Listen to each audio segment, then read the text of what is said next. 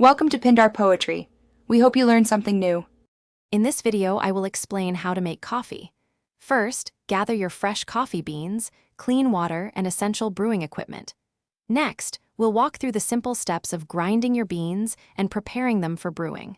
Then, I'll show you how to brew your coffee to extract maximum flavor. Finally, we'll cover some easy ways to serve and enjoy your freshly made cup.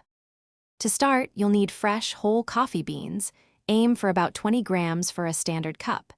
Filtered, cold water is crucial, around 320 milliliters.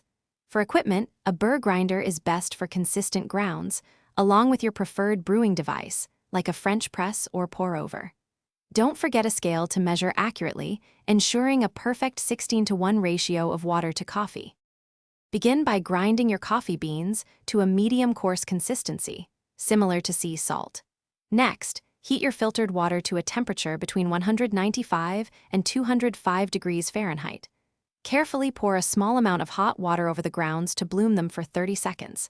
Then, slowly pour the remaining water, ensuring all grounds are saturated. Let it steep for about 4 minutes before pressing or draining. Once brewed, serve your coffee immediately to enjoy its peak flavor and aroma.